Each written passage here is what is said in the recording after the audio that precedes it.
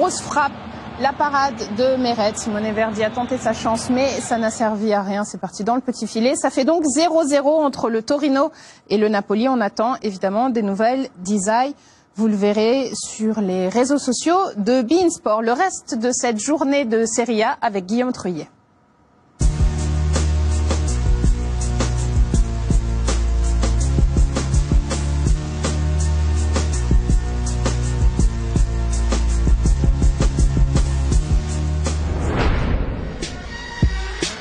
Un anniversaire, un rebondissement pour les fans de Bologne.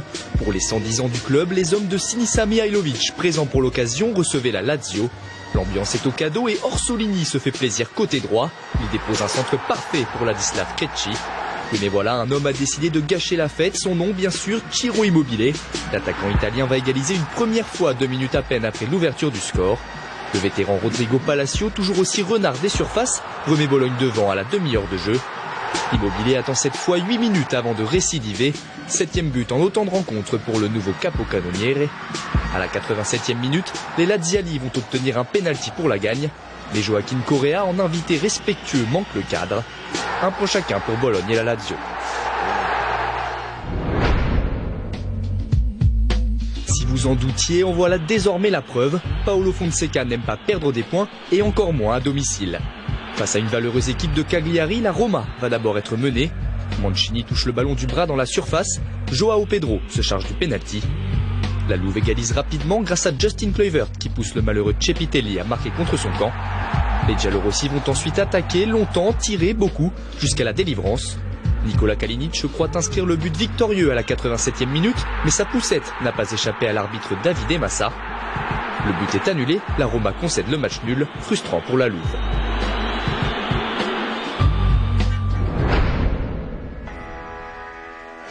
Franck Ribéry renversant. L'ancien du Bayern est sacré joueur du mois de Serie A. Les dribbles de Kaiser Frank ont déjà conquis les tifosi. Et s'il oublierait presque d'emporter le trophée, le Français ne manque pas de saluer les fans de la Fiorentina. Côté terrain, la Viola s'impose logiquement face à l'Udinese et enchaîne une 3e victoire de suite.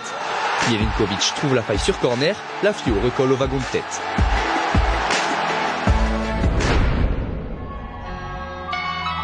Grosse tension autour de ce Genoa Milan AC, 2 équipes en grande difficulté. Les locaux n'ont plus gagné depuis un mois, tandis que les rossoneri veulent éviter un 4e revers consécutif. Et ça démarre mal pour les hommes de Giampaolo. La Sechonneux surprend Pepe Reina sur coup franc. À 37 ans, l'ancien des Reds n'a jamais aussi bien porté son nom et devrait peut-être songer à la retraite. La suite du match est une véritable tragédie italienne comme on n'en fait plus. Théo Hernandez prend tout le monde de vitesse, y compris les caméramans, et s'en va égaliser. À peine 5 minutes plus tard, Davide Biraschi joue les volleyeurs dans la surface et offre le pénalty de la victoire à Franck Kessié. Le dénouement tiendra lui aussi ses promesses. Avide de péripéties, Pepe Reina concède un pénalty dans le temps additionnel. Shone Reina acte 2, cette fois-ci c'est le gardien du Milan qui sort vainqueur. 3 points pour les rossoneri qui s'en sortent très bien.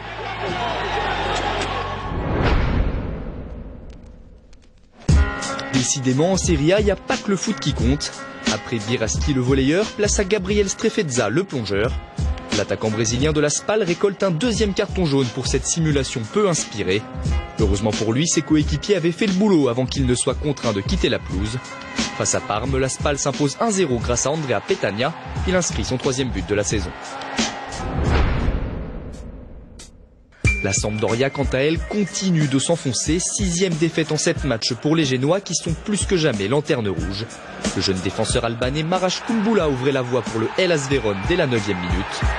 En fin de rencontre, le malheureux Nicolas Mourou dévie dans son propre but un coup franc de Miguel Veloso. Vérone se donne de l'air, la Sampdoria est au fond du trou. On va jeter un coup d'œil au résultat complet de cette journée de Serie A. Nous l'avons vu ce soir, la victoire de la Juve sur la pelouse de l'Inter. Est-ce qu'on sent de la joie dans ma voix? Non, c'est une erreur. La victoire de l'AC Milan sur la pelouse du Genoa. Voilà les 2 seules victoires à l'extérieur. Brescia reçoit Sassuolo. Ce sera mercredi soir à 20h45 au classement. La Juve est donc leader de Serie A après cette 7e journée devant l'Inter.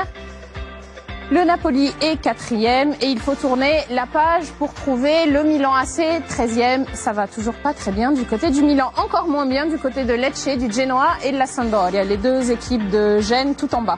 Dans 15 jours, nous retrouverons la Serie A avec le Napoli qui recevra l'Hellas Vérone, l'Inter qui se déplace sur la pelouse de Sassuolo, ce sera le dimanche, mais le samedi soir, vous aurez la Juve qui recevra Bologne. Juste avant Club Europe, le Milan jouera, donc voilà, on sera peut-être de très bonne humeur pour le retour de Club Europe dans 2 semaines. Nous allons partir en Allemagne, il n'y avait pas que la fête de la bière, évidemment, du côté de l'Allemagne, même si je pense que le houblon a pu aider Leipzig après la défaite face à Lyon cette semaine en Ligue des Champions. Leipzig, ah oui, alors ça, elles sont magnifiques ces images, merci à la régie de me les proposer maintenant. C'est les joueurs du Bayern qui, après la défaite, sont allés faire la fête, célébrer la fête de la bière. Je trouve ça magnifique. Visiblement, c'est un moyen en Allemagne d'oublier une défaite en championnat. C'est plutôt pas mal, n'est-ce pas? À la vôtre, monsieur Lewandowski. Je vous parlais de Leipzig, qui visiblement a fait ça également après le match contre Lyon. Leipzig qui se déplaçait sur la pelouse de Leverkusen. La première mi-temps a été complètement insipide. Nous avons dû attendre l'entrée de Christopher Nkunku pour avoir quelque chose d'intéressant à se mettre sous la dent. Nous étions à la 59e minute. Et là, tout de suite, il y a quelque chose qui change sur le terrain. Le but est construit, il est magnifique, quasiment en une touche de balle, et à la finition, c'est Kevin Folland. Alors, ça se passe pas forcément bien pour Leipzig, vous allez me dire. Nkunku, il est rentré. Et c'est bien dommage que vous pensiez ça, puisque là, le spectacle avec ce magnifique numéro de Christopher Nkunku, il est très joli ce but. D'ailleurs, pour la peine, on va le revoir.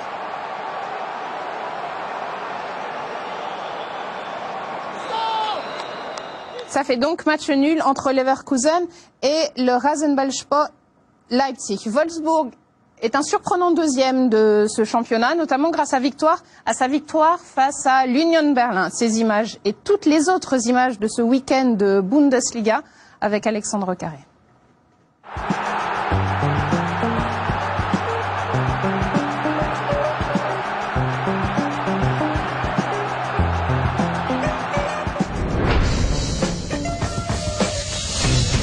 Un petit but fait le plus grand bonheur de Wolfsburg, l'œuvre de l'incontournable Wout Weghorst, impliqué sur 3 des 4 dernières réalisations de son équipe, la seule encore invaincue en Bundesliga.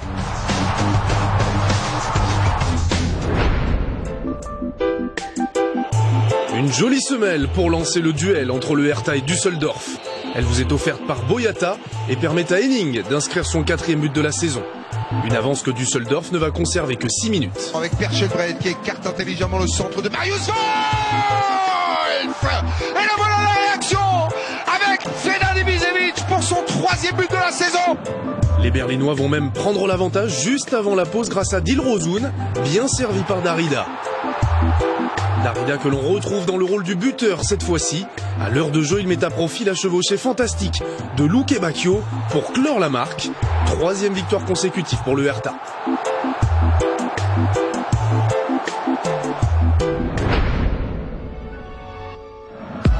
Il valait mieux être à l'heure pour assister à Paderborn-Mayence dès la 8e minute. Ostunali met sur orbite Robin Quaison pour son 3e but de la saison. 1-0 pour Mayence qui se fait rejoindre à peine 7 minutes plus tard. Dreger sert Ben Zolinski qui réussit un modèle de contrôle orienté pour égaliser. 2e but en 3 matchs pour l'attaquant allemand. Mais le bonheur du promu est décidément rare cette saison. Daniel Brosinski inscrit le dernier but du match sur penalty. Toujours pas de victoire pour Paderborn qui concède même une 6e défaite en 7 rencontres. Devant son public, Schalke avait l'occasion de prendre la tête du championnat, à condition de dominer Cologne. Mais c'est d'abord Neubel qui permet avec brio à son équipe de ne pas prendre l'eau. Et Schalke va devoir attendre la 71e minute pour faire sauter le verrou adverse. Le centre de Jipka, ça naît de la tête. Et le but en faveur de Schalke d'Oufir. Que ce fut compliqué sous Arsenal. D'un but rageur pour le moment propulse en tête de la Bundesliga. D'Oufir. Un trône sur lequel les hommes de David Wagner pensent bien s'installer jusqu'au bout des arrêts de jeu. Et ce coup de tête d'Hector qui brise leurs espoirs. Cologne met fin à une série noire de 3 défaites sans marquer le moindre but.